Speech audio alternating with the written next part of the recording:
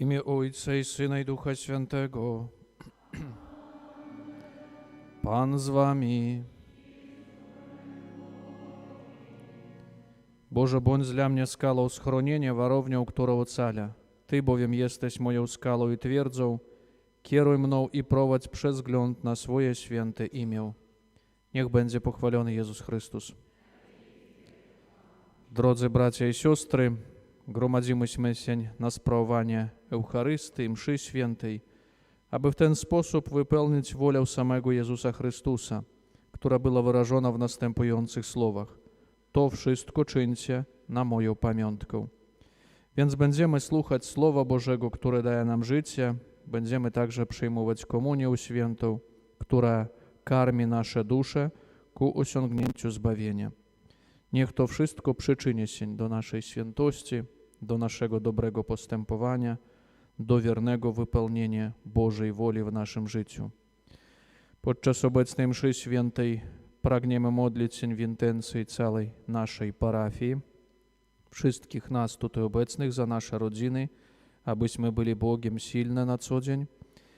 Chcemy modlić się za wszystkich chorych, cierpiących, samotnych, za tych, którzy borykają się z różnymi problemami, błagając Boga, aby krzyż swego cierpienia, choroby, samotności złączyli z krzyżem Jezusa Chrystusa dla naszego wspólnego uświęcenia. Polecamy Bożemu miłosierdziu także wszystkich naszych zmarłych, bliskich, krewnych, znajomych zmarłego księdza Józefa, wszystkie dusze w czystcu cierpiące, jak również w szczególny sposób pragniemy modlić się o święte powołanie kapłańskie, zakonne i misyjne, za wszystkich powołanych z naszej parafii, z naszych rodzin, o wierność dla nich w realizowaniu swego powołania, w głoszeniu Słowa Bożego. Druga intencja, polecamy Bożemu miłosierdziu świętej pamięci zmarłego Grigoria Bykowa w pierwszą rocznicę po śmierci, prosząc, aby dobry Bóg obdarzył jego duszę nagrodą wiekuistą w niebie. Przeprośmy teraz Pana Boga za nasze grzechy i słabości, abyśmy z czystym sercem mogli uczestniczyć w tej ofierze, a uczynimy to podczas obrzędu pokropienia wodą święconą. Pokornie prośmy Pana Boga, aby pobłogosławił tę wodę, którą będziemy pokropieni na pamiątkę naszego chrztu. Niech Bóg nam dopomaga, abyśmy byli wierni Duchowi Świętemu, którego otrzymaliśmy. Wszechmogący, wieczny Boże, Ty chcesz, aby przez wodę, która podtrzymuje życie i służy do oczyszczenia, także i nasza dusza została oczyszczona i otrzymała zadatek życia wiecznego. Prosimy Cię, pobłogosław tę wodę, którą będziemy pokropieni w dniu Twoim, Panie. Odnów w nas źródło swojej łaski i broń od wszelkiego zła nasze dusze i ciała, abyśmy mogli zbliżyć się do Ciebie z czystym sercem i otrzymać Twoje zbawienie przez Chrystusa, Pana naszego.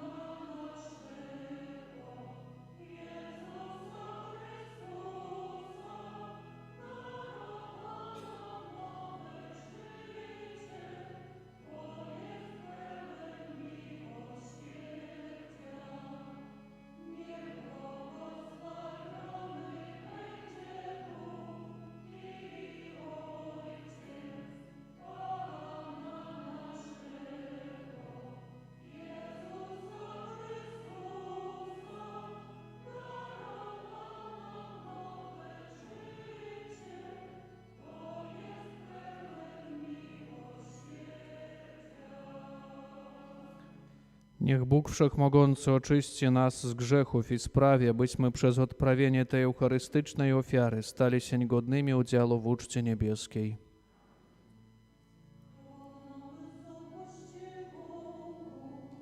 A na ziemi pokój ludziom to.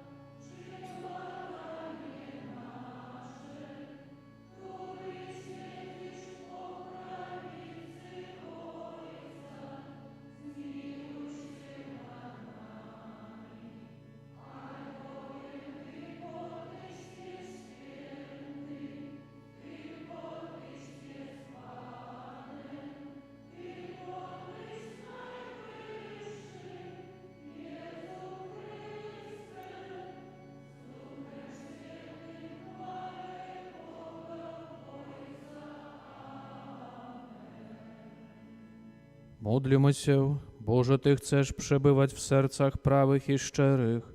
Daj, abyśmy z pomocą Twojej łaski stali się godnym mieszkaniem dla Ciebie przez naszego Pana Jezusa Chrystusa, Twojego Syna, który z Tobą żyje i króluje w jedności Ducha Świętego, Bóg przez wszystkie wieki wieków.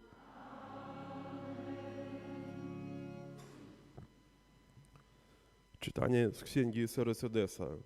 Jeżeli zechcesz, zachowasz przykazania, a dochowując wierność Jego i upodobaniom, położył przez Tobą ogień i wodę, co zechcesz, po to wyciągniesz rękę. Przed ludźmi życie i śmierć.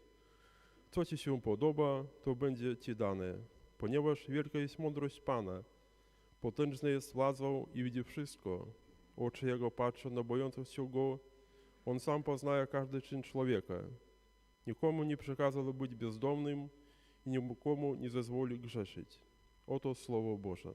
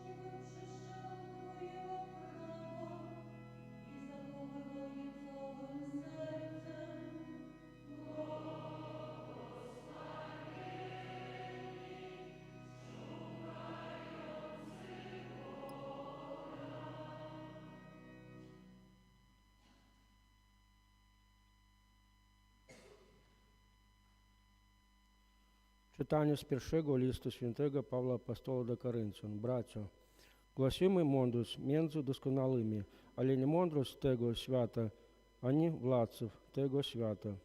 Zresztą przemijających lecz głosimy tajemnicę mądrości. Mądrość ukryta, ten, który Bóg przed wiekami przeznaczył ku chwale naszej.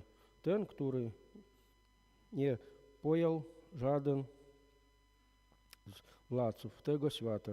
Gdyby ja bowiem pojęli, nie ukrzyżowaliby Pana chwały, lecz władcy głosimy, jak zostało napisane, to, czego ani oko nie widziało, ani ucho nie słyszało, ani serce człowieka nie zdążało pojąć, jak wielką rzeczy przygotował Bóg tym, który Go miluje. Nam zaś objawiło to Bóg przed Ducha. Duch przenika wszystko, nawet głębokości Boga samego. Oto Słowo Boże.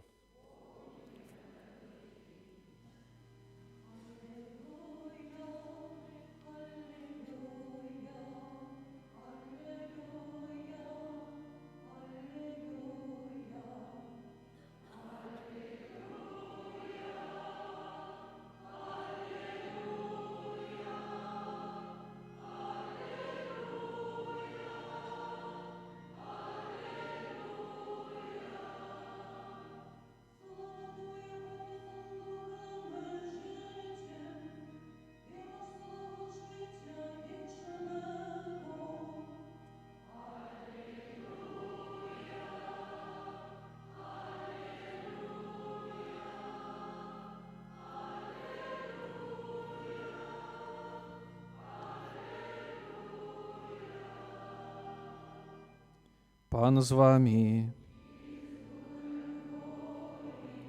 Słowa Ewangelii według świętego Mateusza.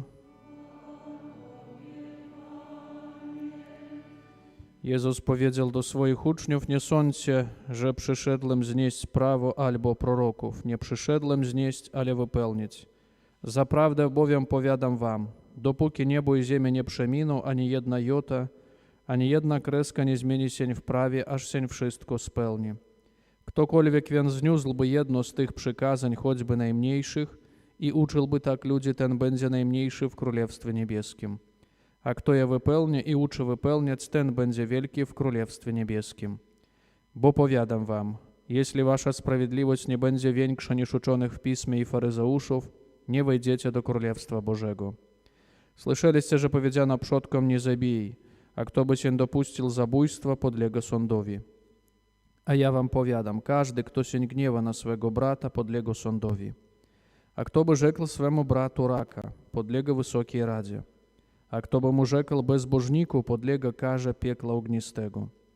Jeśli więc przyniesiesz dar swój przed ołtarz i tam wspomnisz, że twój brat ma coś przeciw tobie, zostaw tam dar swój przed ołtarzem, a najpierw idź i pojednaj się swoim bratem. Potem przyjdź i dar swój ofiaruj. Pogódź się ze swoim przeciwnikiem szybko, dopóki jesteś z nim w drodze, aby cię przeciwnik nie podał sędziemu, a sędzia dozorcy i nie wtrącono by ciebie do więzienia. Zaprawdę powiadam ci, nie wyjdziesz stamtąd, aż zwrócisz ostatni grosz. Słyszeliście, że powiedziano: nie cudzoluż. A ja wam powiadam, każdy, kto pożądliwie patrzy na kobietę, już w swoim sercu dopuścił się z nią cudzołóstwa. Jeśli więc prawe twoje oko jest ci powodem do grzechu, wylub i odrzuć je od siebie. Lepiej bowiem jest dla ciebie, gdy zginie jeden z twych członków, niż żeby całe twoje ciało miało być wrzucone do piekła. I jeśli twoja ręka jest ci powodem do grzechu, odetnij ją i odrzuć od siebie. Lepiej bowiem jest dla ciebie, gdy zginie jeden z twoich członków, niż żeby całe twoje ciało miało iść do piekła. Powiedziano też: jeśli kto chce oddalić swoją żonę, niech daje jej list rozwodowy. A ja wam powiadam, każdy, kto oddala swoją żonę poza wypadkiem nierządu, naraża ją na cudzolóstwo.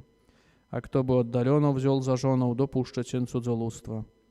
Słyszeliście również, że powiedziano przodkom: nie będziesz fałszywie przysięgał, lecz dotrzymasz Panu swojej przysięgi. A ja wam powiadam, wcale nie przysięgajcie ani na niebo, bo jest Bożym tronem, ani na ziemię, bo jest podnóżkiem stóp Jego, ani na Jerozolimę, bo jest miastem wielkiego króla, ani na swoją głowę nie przysięgajcie, bo nie możecie nawet jednego włosa uczynić białym albo czarnym. Niech wasza mowa będzie tak, tak, nie, nie, a co ponadto jest, to od złego pochodzi. Oto słowo Pańskie.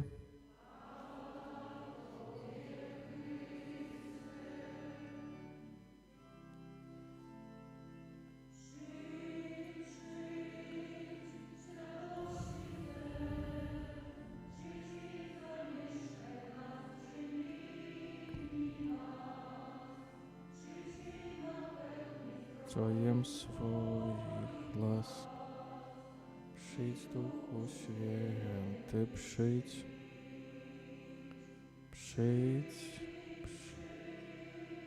światłości serc, przyjdź i zapeszkaj.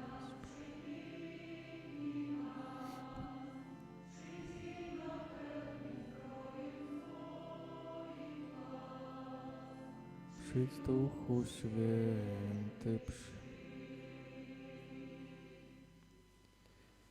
Дорогие браты и сестры, сегодняшний обширный фрагмент евангелічний, описывая вымаганні нового права, право, которое Иисус Христос своим менавіта прикладом показал, як чоловік повинен реалізовувати і для чого, абавязвае кожнага, перадусім веруючага чалавека, выканання Божага права.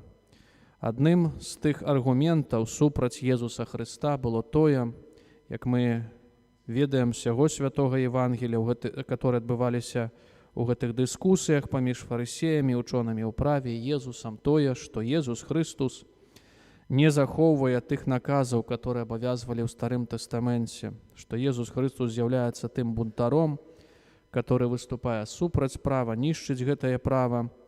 Але ў гэтым фрагменце евангелічным мы сёння пачулі, што Езус Христос тлумачыць, што Ён увогуле нават не мае той інтэнцыі і намеру штосьці ліквідоўваць справа, але больш таго кажа, што менавіта Ён з'яўляецца тым прыкладам, той асобай, который будзе паказваць, як гэта ўсё выконваць, нічога не змяняючы, нічога не дапаўняючы.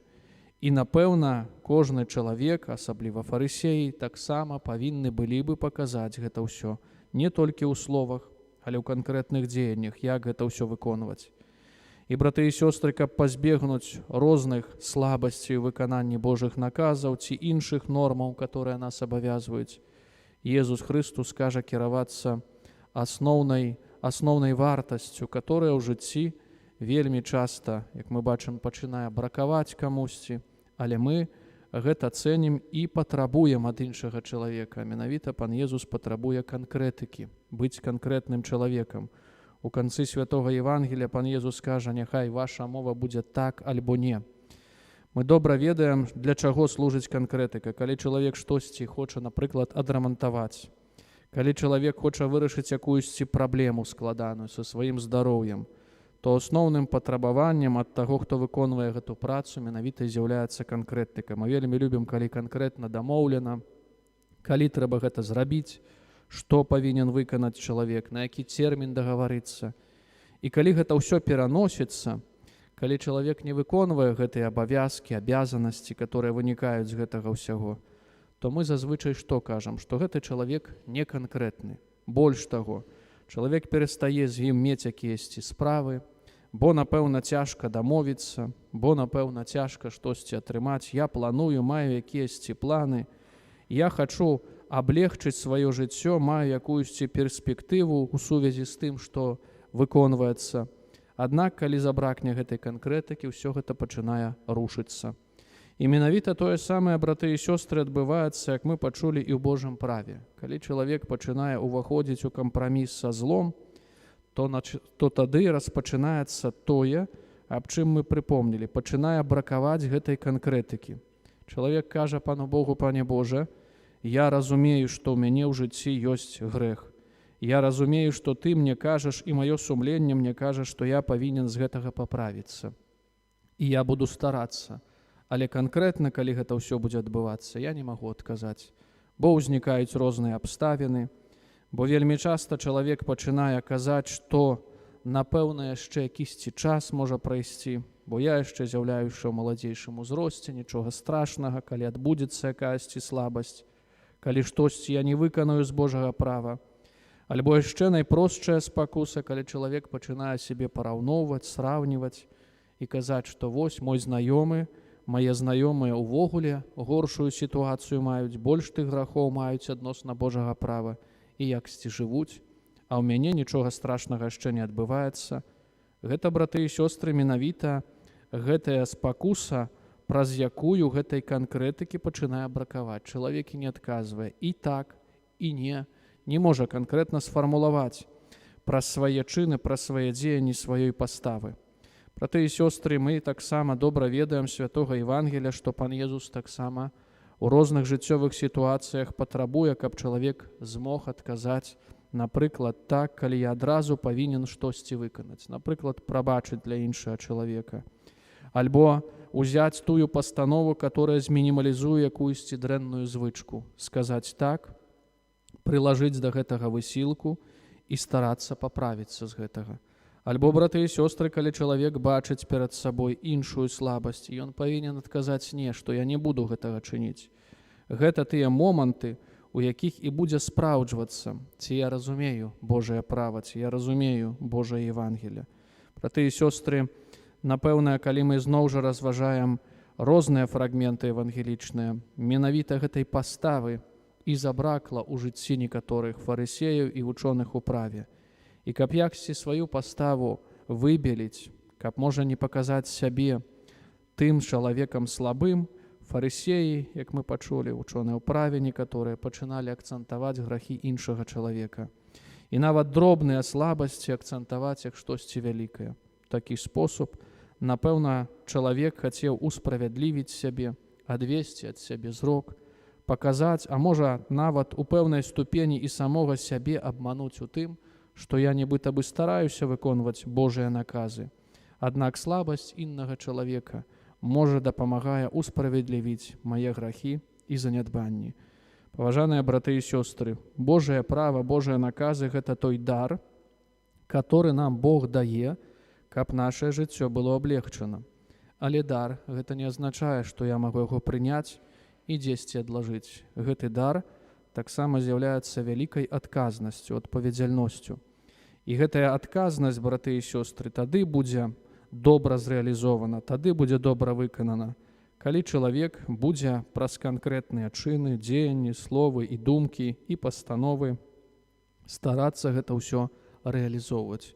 Не дзеля кагосьці, як мы ўжо добра ведаем, але перадусім для свайго ўласнага дабра.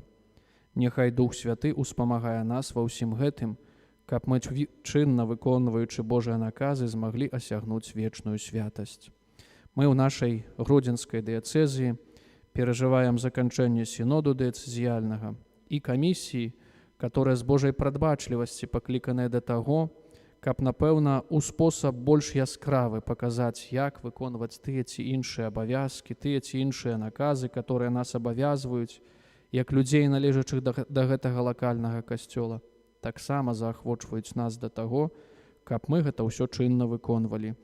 Пры дапамозе Божага Слова, пры дапамозе таго, што будзем разважаць тую літаратуру духоўную, которая патрэбная, праз паслухмянасць касцёлу і яму навучанню. Няхай надалей гэта ўсё ў нашым жыцці чынна рэалізоўваецца, каб мы, дзякуючы гэтаму, як мы ўжо зазначылі, змаглі асягнуць вечнае збаўленне ў небе. Амен. Вызнаем і нашу вяру, вежу в jednego Boga.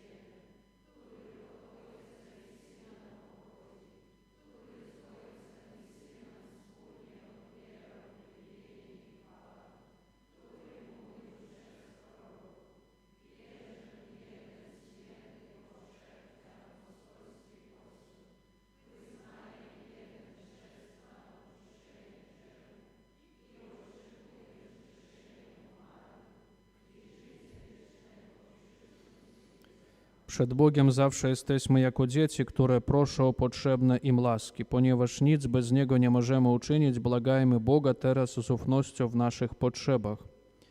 Modlimy się za wszystkich mieszkańców ziemi, aby różne drogi, jakimi idą przez życie, prowadziły ich zawsze do Boga. Ciebie prosimy. Modlimy się za ludzi pogrążonych w grzechach, wadach, aby wspierani życzliwą troską bliźnich wrócili do Boga i do wypełnienia Jego przykazań. Ciebie prosimy. Modlimy się za ludzi dotkniętych różnymi chorobami i słabościami, aby spotkali się ze skuteczną pomocą swoich bliskich i ludzi dobrej woli. Ciebie prosimy. Módlmy się za wszystkich naszych wiernych zmarłych, za zmarłego Grygoria Bykowa w pierwszą rocznicę, aby dobry Bóg obdarzył ich nagrodą wiekuistą w niebie. Ciebie prosimy. Módlmy się za wszystkich nas tutaj obecnych, za całą naszą parafię, za wszystkich ludzi, abyśmy ze spotkania z Bogiem czerpali siłę do wierności Bożym nakazom. Ciebie prosimy. Panie Boże, Ty nam dałeś swoje prawo. Otwórz nasze oczy, aby drogi, którymi idziemy, zawsze zmierzały do przestrzegania Twoich ustaw. Przez Chrystusa, Pana naszego.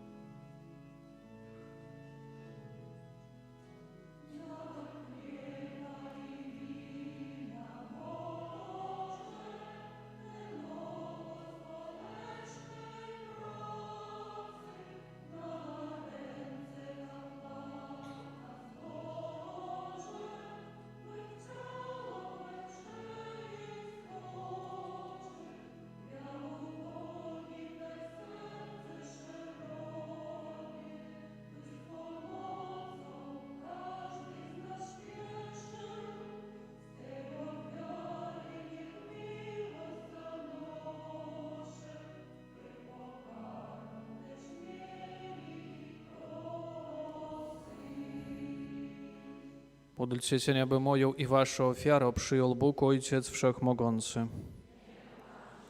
Ofiara z rąk Twoich, na cześć i chwała swojego imienia, a także na pożytek nasz. Miłosierny Boże, niech ta ofiara oczyści nas i odnowi, i wyjedna wieczną nagrodę pełniącym Twoją wolę przez Chrystusa Pana naszego. Pan z wami. W górę serca. Dzięki składajmy Panu Bogu naszemu.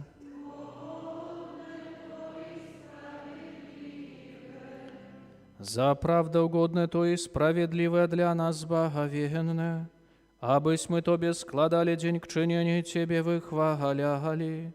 Panie Ojcze Niebieski, Wszechmogący i Miłosierny Boże, przez naszego Pana Jezusa Chrystusa.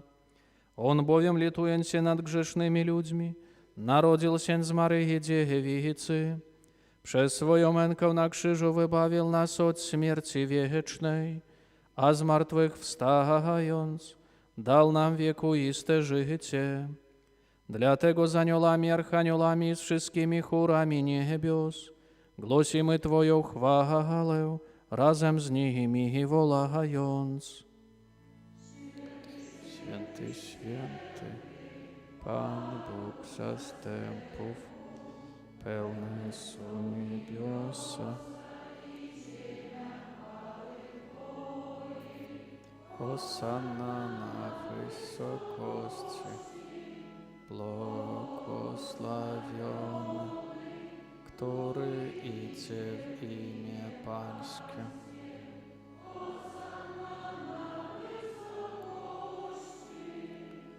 Zaprawdę święty jesteś Boże, źródło wszelkiej świętości, dlatego stajemy przed Tobą i zjednoczeni z całym Kościołem uroczyście obchodzimy pierwszy dzień tygodnia, w którym Jezus Chrystus zmartwychwstał i zesłał na apostołów Ducha Świętego. Przez Chrystusa prosimy Ciebie, Wszechmogący Boże.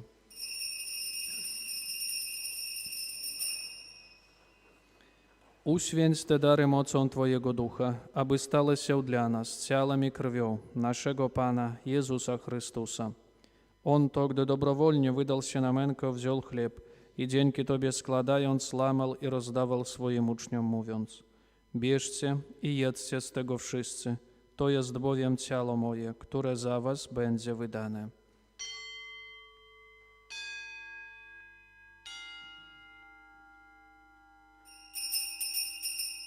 Podobnie po wieczerzy wziął kielich i ponownie dzięki Tobie składając, podał swoim uczniom, mówiąc: bierzcie i pijcie z niego wszyscy, to jest bowiem kielich krwi mojej, nowego i wiecznego przymierza, która za was i za wielu będzie wylana na odpuszczenie grzechów. To czyńcie na moją pamiątkę.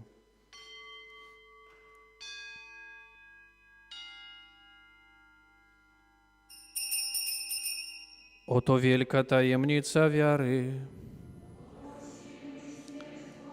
Panie Jezu, wyznajemy Twoje zmartwychwstanie i oczekujemy Twego.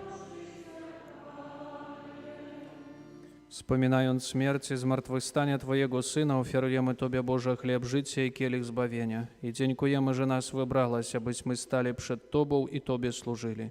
Pokornie błagamy, aby Duch Święty zjednoczył nas wszystkich, przyjmujących ciało i krew Chrystusa. Pamiętaj, Boże, Twoim Kościele na całej ziemi spraw, aby lud wzrastał w miłości razem z naszym papieżem Leonem, naszym biskupem Włodzimierzem oraz całym duchowieństwem. Pamiętaj także o naszych zmarłych braciach i siostrach, którzy zasnęli z nadzieją zmartwychwstania i o wszystkich, którzy w Twojej łasce odeszli z tego świata. Dopuść ich do oglądania Twojej światłości. Prosimy Cię, zmiłuj się nad nami wszystkimi i daj nam udział w życiu wiecznym z Najświętszą Bogorodzicą Dziewicą Maryją, ze świętym Józefem i oblubieńcem, ze świętymi apostolami, wszystkimi świętymi, którzy w ciągu wieków podobali się Tobie, abyśmy z nimi wychwalali Ciebie przez Twojego Syna, Jezusa Chrystusa. Przez Chrystusa, z Chrystusem i w Chrystusie, Tobie, Boże Ojcze Wszechmogący, w jedności Ducha Świętego, wszelka cześć i chwała przez wszystkie wieki wieków. Módlmy się do Ojca Niebieskiego, jak nas nauczył Jezus Chrystus, któryś jest w niebie. Święć się imię Twoje, przyjdź królestwo Twoje, bądź wola Twoja, jako w niebie, tak i na ziemi. Chleba naszego powszedniego daj nam dzisiaj i odpuść nam nasze winy, jako i my odpuszczamy winowajcom, i nie wódź nas na pokuszenie, ale nas zbaw. Wybaw nas, Panie, od zła wszelkiego i obdarz nasze czasy pokojem. Wspomóż nas swoim miłosierdziu, abyśmy zawsze wolni od grzechu i bezpieczni od wszelkiego zamętu, pełni nadziei oczekiwali przyjścia naszego Zbawiciela Jezusa Chrystusa.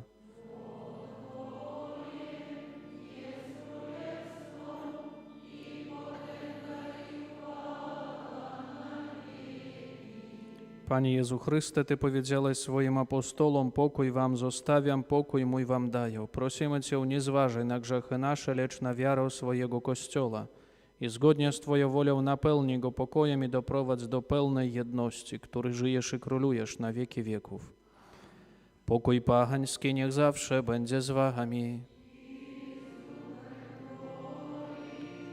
Przekażcie sobie znak pokoju.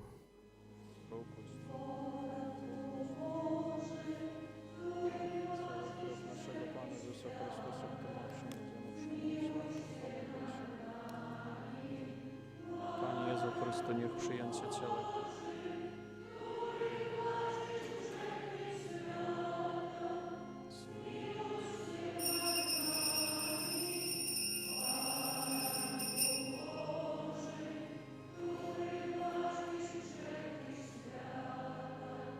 Obdarz nas spokój. Oto baranek Boży, który gładzi grzechy świata. Błogosławieni, którzy zostali wezwani na Jego ucztę. Nie jestem godzien, abyś przyszedł do mnie, ale powiedz tylko słowo, a będzie uzdrowiona dusza moja. Wierzę w Ciebie, Boże żywy, w Trójcy jedyny prawdziwy. Wierzę, coś objawił Boże, Twoje słowo mylić nie może. Ufam Tobie, boś Ty wierny, wszechmogący, miłosierny. Dasz mi grzechów odpuszczenie, łaskę i wieczne zbawienie. Boże, choć się nie pojmuj, jednak nad wszystko miluj, nad wszystko, co jest stworzone, boś Ty dobro nieskończone, Ах, шалує замислость, єдине для Тви.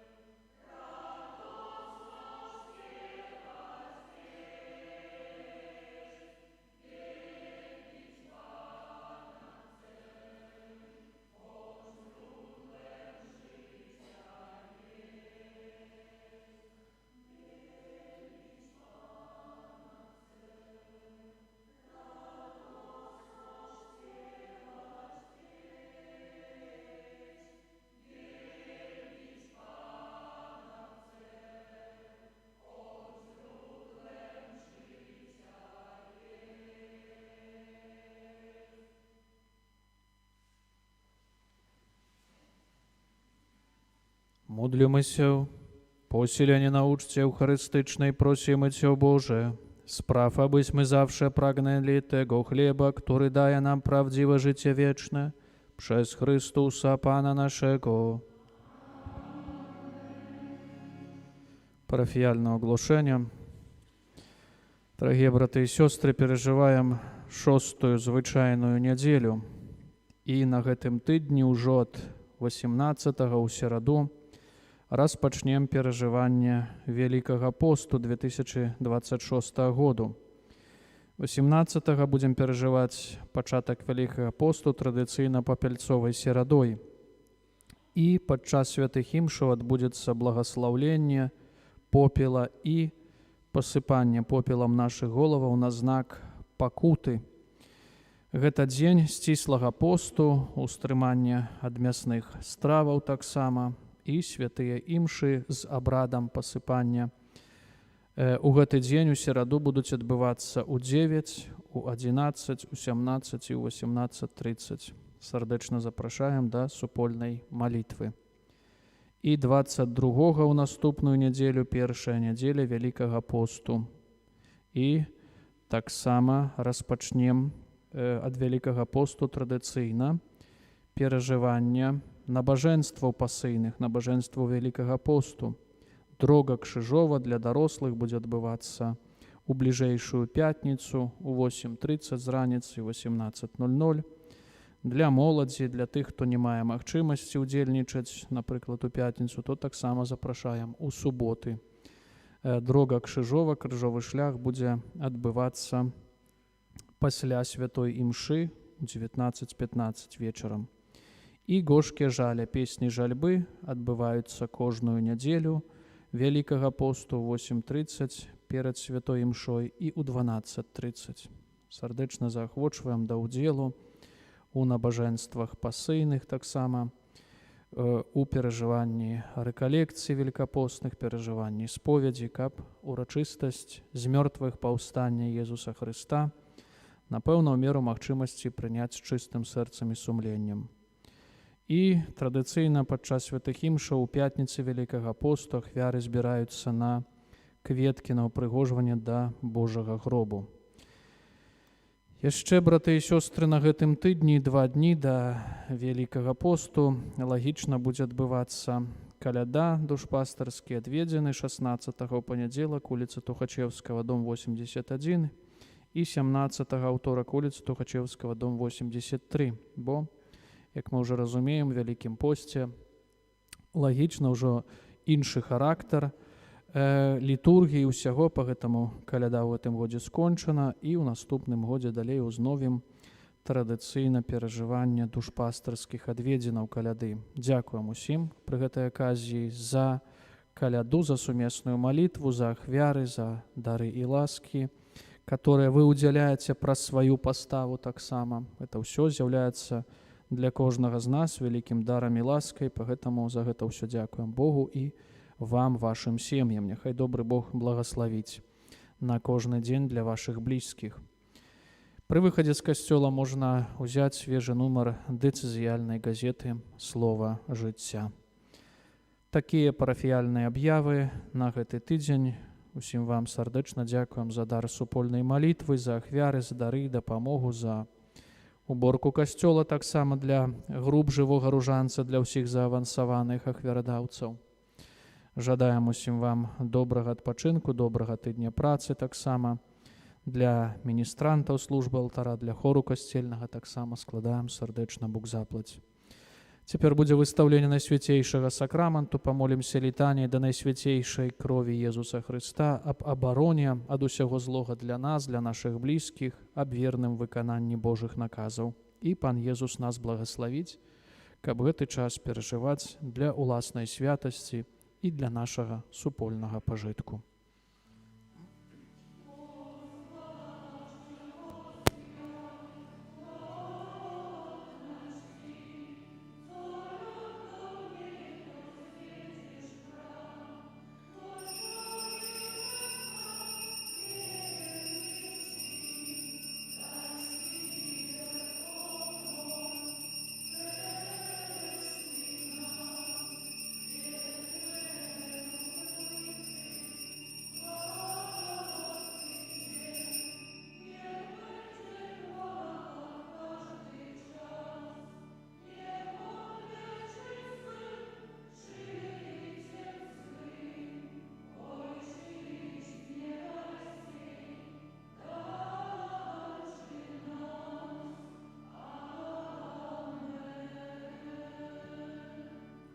Kyrie eleison. Chryste, usłysz nas. Ojcze z nieba Boże, Synu Odkupicielu świata Boże, Duchu Święty Boże, Święta Trójco Jedyny Boże,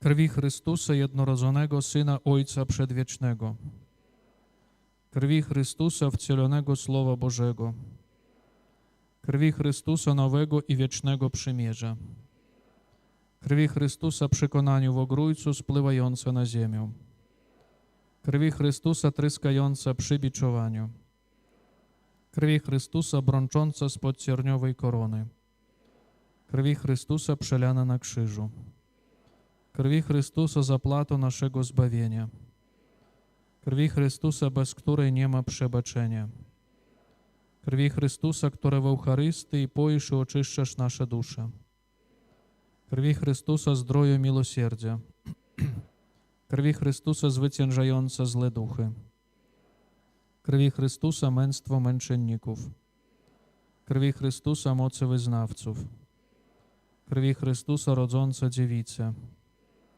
krwi Chrystusa, ostoje zagrożonych, krwi Chrystusa, ochłodu pracujących, krwi Chrystusa, pociecho płaczących, krwi Chrystusa, nadzieja pokutujących, krwi Chrystusa, otucha umierających, krwi Chrystusa, pokoju i słodyczy serc naszych, krwi Chrystusa, zadatku życia wiecznego, krwi Chrystusa, wybawienia dusz z otchłani czyścowej, krwi Chrystusa, wszelkiej chwały i czci najgodniejsza, Baranku Boży, który gładzisz grzechy świata, Baranku Boży, który gładzisz grzechy świata, Baranku Boży, który gładzisz grzechy świata. Odkupiłeś nas, Panie, krwią swoją. Módlmy się, Wszechmogący, Wieczny Boże, któryś jednorodzonego Syna swego ustanowił Odkupicielem świata i krwią Jego dal się przebłagać. Daj nam, prosimy, godnie czcić zapłatą naszego zbawienia i dzięki niej doznawać ochrony od zła doczesnego na ziemi, abyśmy radowali się wiekuistym szczęściem w niebie przez Chrystusa, Pana naszego. Pod Twoją obroną.